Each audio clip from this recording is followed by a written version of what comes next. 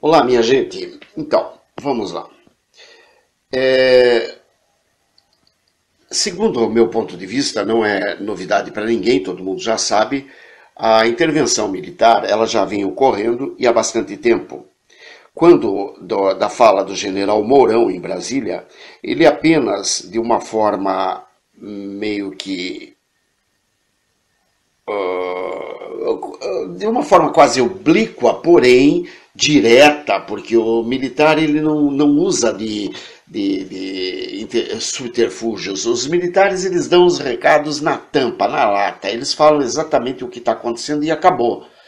O militar não costuma dar entrevista, você pode notar, não existe entrevista para militar, é uma ou outra, um idiota lá que ousa conclamar entrevistas com militares, mas militares normalmente não chamam a televisão, rádio, jornal para dar entrevista. Eles não costumam fazer isso. Eles não dependem do aplauso da população. O militar ele aprende dentro da caserna a não esperar retorno por seus atos, por suas atitudes. O general, o comandante, o comandante do setor chega e diz: quero isso aqui limpo. Todo mundo corre, limpa, tal. Quando vem o comandante dá uma olhada e acabou. Ele não diz obrigado, parabéns, não, ele não fala nada disso. E pelo contrário, ele ainda é capaz de dizer: fizeram mal feito, façam de novo. Então, quer dizer, não existe uma necessidade para os militares de aplausos. Então, eu não vejo como ele possa ter feito de uma forma diferente. Ele foi àquela reunião na loja maçônica porque ele é um maçom. E como sendo um maçom, onde que ele tinha que ir? Ele tem que ir nas reuniões da loja que ele pertence. Claro, normal. Então eu não vejo nada de diferente ali. Ah, mas ele foi lá dar o recado lá na loja maçônica. Não é uma questão dele foi dar o recado na loja maçônica ou deixou de dar o recado na loja maçônica. Acontece o seguinte, ele é um maçom, pertence àquela loja maçônica. Casualmente teve uma reunião, ou teve uma reunião por causa justamente de ter reunido tanta gente, então ele resolveu falar sobre esse assunto. Falando sobre esse assunto, ele falou sobre a intervenção. Uma intervenção que já está ocorrendo. Por que ele resolveu falar? Porque ele estava no meio de pessoas bastante informadas. Ali em lojas maçônicas você não encontra pessoas analfabetas. Eu tenho pena quando ouço um ou outro, às vezes, falando mal da maçonaria. Não porque eu seja maçom, eu não sou. Não porque eu tenho interesse em ser maçom, também não tenho. Agora, eu vejo a maçonaria de uma forma diferente de muitos. A maçonaria não aceita analfabeto. Acho que até por isso que nunca foi nem convidado. Lá trabalha-se com pessoas que já têm um certo nível de conhecimento e um certo poder de representatividade social. Você não pode ser um Zé Mané, um Zé Ninguém. Você não entra numa maçonaria porque você é um Zé Ninguém. Você não entra numa maçonaria sendo um analfabeto. Muito bem. Então ele deu o recado e esse recado continha a intervenção militar. Então, sob meu ponto de vista, a leitura que fiz é de que os militares já estão ativos. Só que eles estão indo pelas beiradas de forma a não provocar o caos social, de forma a não provocar uma avalanche que vai inevitavelmente daí sim provocar, por exemplo, bombas em determinados lugares, porque a esquerda vai fazer isso, mortes de determinadas pessoas, porque a esquerda vai matar inclusive seus amigos para jogar a culpa contra os militares, e por aí vai. Queimas de arquivos, como já está ocorrendo, né? O caseiro do Lula foi morto. Por quê? Oh, nossa, estava na hora dele morrer, aí casualmente ele foi, ele apanhou bastante, né? Ele foi bastante maltratado e depois morto a tiros. Aliás, uma morte naturalíssima nos governos de esquerda. Então, eu acho até que quando Deus criou o homem, ele só não criou essa forma de morte, mas o homem vem aprimorando cada vez mais, né? Então acaba sendo uma morte natural. né? Tanto que se vê, para a esquerda não está preocupada gritando na rua quem matou o caseiro do Lula. Ninguém está perguntando isso. Por quê? Porque todo mundo sabe. Então eles não querem que seja investigado, até porque se for investigado demais, vão chegar aos 9 dedos. Porque essas impressões digitais têm 9 dedos. Bom, minha gente, nós devemos lembrar que as nossas Forças Armadas são, os nossos homens, né, são dos mais bem treinados do mundo. Tá? Nós tivemos aí o Centro de Informações de Guerra na Selva, o SIGS, e através disso daí foi feita uma reunião, inclusive com homens das Forças Armadas Americanas, e que inclusive estiveram envolvidos na caça, na captura do Osama Bin Laden.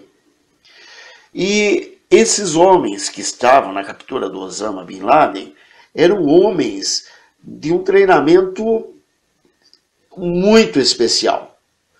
E os nossos chegaram a ganhar medalhas antes desses. Veja só. Então nós temos homens muito bem treinados, que inclusive têm treinamento com Israel, têm treinamento com os Estados Unidos, ou seja, nós temos aí um exército, uma força armada, uma marinha, uma aeronáutica, à altura do que nosso país, de proporções continentais, necessita. Tá? Ou seja, nós não precisamos nos preocupar com relação às Forças Armadas, porque elas estão à altura de dar uma resposta à nação e uma resposta positiva, haja vista o que aconteceu no período de 64 a 85. 64 a 85 foram 21 anos no poder, com aproximadamente 400 mortes. Aproximadamente 400 mortes. Se você levar em conta que hoje existem mais mortes por dia no trânsito, por conta de bala perdida e etc., no Brasil inteiro, você vai ver que 400 mortes durante a instauração de um regime mais rígido. Ele não era um regime ditatorial, ele era um regime mais rígido, concordo. Rígido. Por que rígido? Porque ele tinha que impor a lei, a ordem e o respeito. Coisa que a esquerda não conhece. Chegue para um esquerdista e diga que ele tem que entrar por lá para você ver o que acontece. Chegue para um esquerdista e diga que ele não pode pisar na grama para você ver o que acontece. Ou seja, ele vai brigar, ele vai pisar na grama, ele vai derrubar, ele vai destruir, ele vai querer bater em quem manda nele, enfim. Ele não recebe ordem de comando. O esquerdopata, ele é doente, ele é demente, ele quer mandar, ele não quer ser mandado. Bom, então nós vemos que nós temos uma força armada muito bem treinada, muito altamente capacitada a desenvolver o papel que eles têm que desenvolver. Haja vista de 21 anos terem aproximadamente só 400 mortes, é muito?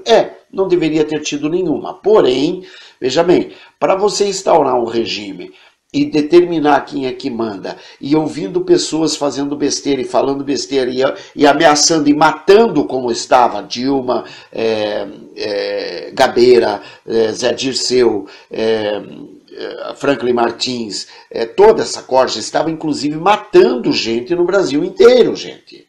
Quer dizer, todo mundo fala das 400 mortes provocadas pelos militares, mas ninguém conta o número de mortos provocados pela esquerda.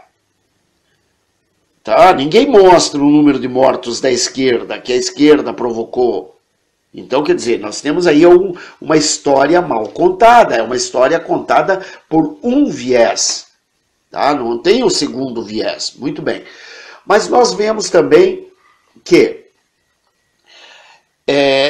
além de nós termos uma força armada muito bem treinada, muito capaz, que levantou nosso país, deixou várias usinas hidrelétricas, deixou várias empresas altamente saneadas, como o Correio, BNDES, Caixa Econômica, Banco do Brasil, Petrobras, tudo tão saneado que a Vale do Rio Doce, tudo tão bem saneado, que nós vimos que a esquerda deitou e rolou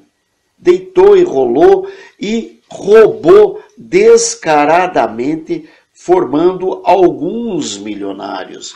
Um dos milionários que nós vimos, que para mim não passa de caixa petralha, caixa da esquerda, foi o Eike Batista. Outro caixa da esquerda foi o Joesley, ou está sendo, né, o Joesley. O Eike Batista já quebrou. E não é que quebrou, ele nunca teve aquele dinheiro. Ele estava sendo construída a ideia de que ele era um milionário, porque aí, se ele tivesse dinheiro a rodo, ninguém iria olhar estranho. Então ele já estava, assim como os Joesley Batista, os irmãos Joesley, são milionários. Assim como aquele compadre do Lula, o Bumlai, e outros milionários à volta da esquerda. Na verdade, a grande maioria desses caras são tudo caixas da esquerda. Gente que tem dinheiro da esquerda guardado para o momento que a esquerda precisar. Tem dinheiro, tem arma, tem munição, tem droga, tem tudo que a esquerda precisa para uma revolução, gente. Tá? Bom, vamos ver. Não há governo no Brasil. E não há seriedade nos homens que estão no governo. Não há seriedade. Nós não temos saúde, educação, segurança e muito menos lazer. Tá? O lazer é previsto na Constituição. Ainda que muitos não concordem que tenha que haver o lazer por parte do governo, mas está previsto. Ora, se está previsto, a Constituição não pode ser rasgada como ela vem sendo. Tá? Então nós temos que analisar o que a Constituição prevê e dentro da Constituição andarmos segundo ela. É assim que os nossos homens das Forças Armadas se pautam. Eles pegam a Constituição e procuram caminhar segundo o que ela diz. E ela é uma porcaria, mas eles procuram caminhar segundo ela. Então se eles podem, todo mundo pode. Eu posso, você pode. E a esquerda também pode. Só que a esquerda quer, por exemplo, tirar a propriedade privada que é previsto no artigo 3º, no artigo... no artigo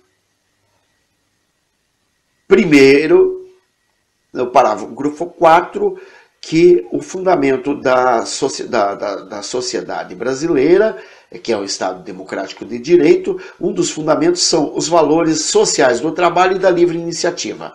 Ora, valores da livre iniciativa implica também a sua autoridade sobre aquilo que ele conquista. Né? Então, já rasgaram a Constituição faz tempo. Bom, nós teremos, pode escrever aí, gente, nós teremos mais breve do que você imagina.